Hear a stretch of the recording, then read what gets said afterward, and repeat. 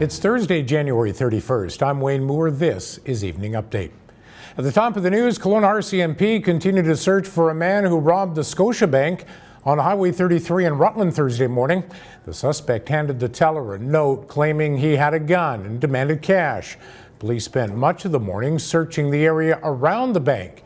Obviously looking for anything that the suspect may have discarded during the escape. Looking for possible suspects that we may know of who may have been involved in this. Other forensic evidence being collected at the present time. The robbery also prompted a hold and secure at nearby South Rutland Elementary.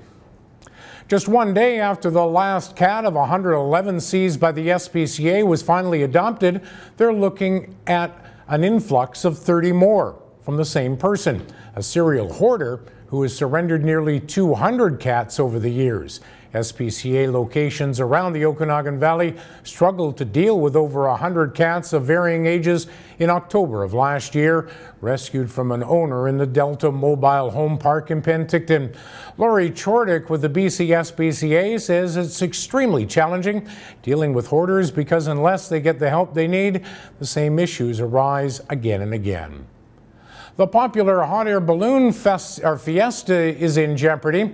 Officials with the North Okanagan Hot Air Balloon Society said this could be the last time the balloons fly above the North Okanagan during the Vernon Winter Carnival. Cindy Brassard with the Society says the expense of bringing the balloons to Vernon, coupled with a lack of sponsorship, means after 28 years the event may be cancelled. Prospective retailers hoping to establish cannabis storefronts in Kelowna should know the status of their application within the next few days.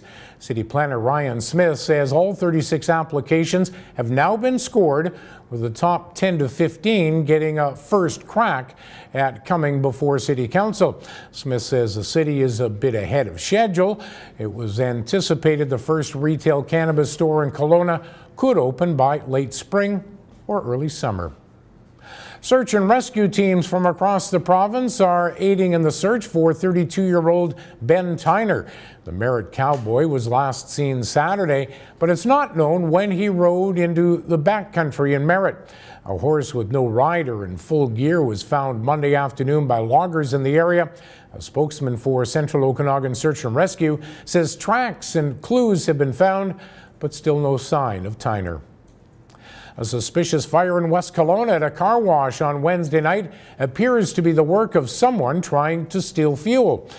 Firefighters rushed to Shine a Shop off Old Okanagan Highway just after 7:45 Wednesday evening and found 3 vehicles burning. Crews were called about 8 o'clock for a car on fire. The fire was extending into the car wash building behind me. We were able to knock it down quickly at that point and resulted in only minor damage to the building. It originated in one of the vehicles, so whether it was intentional or a mechanical issue with that vehicle, we'll investigate both of those. The investigation is concluded and determined the fire was suspicious. Dan Moskaluk knew at an early age that he wanted to be a Mountie. Today, after 33 years with the RCMP serving communities across BC and Ontario, Moskaluk is retiring. It's been a wonderful experience to working in all the communities that I have in British Columbia and also in Ottawa. I want to thank to all my fellow police officers and first responders that I've worked with, the civilian members, and especially to the communities that I've so enjoyed working for and with over those years. In retirement, Moskaluk and his wife Sean's focus will be on spreading healthy lifestyle messages, including their views on veganism and animal rights. Personal stories from Moskaluk about his recovery from cancer in 2013. The truck driver who caused the deadly Humboldt Broncos bus crash says he takes full responsibility for the collision that killed 16 people and injured 13 others. Jaskirat Singh Sidhu told a Melfort, Saskatchewan courtroom Thursday the accident happened because of his lack of experience. "I'm so sorry," he said.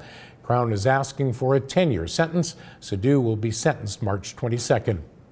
There's nothing like spreading around the pain after gas prices jumped 12 cents a litre in the Central Okanagan Wednesday. Vernon residents woke up to the same Thursday. Prices, which had dropped as low as $109.9, are now pegged at $121.9 a litre at most stations. Another ultra-low-cost carrier is going to be flying out of Kelowna.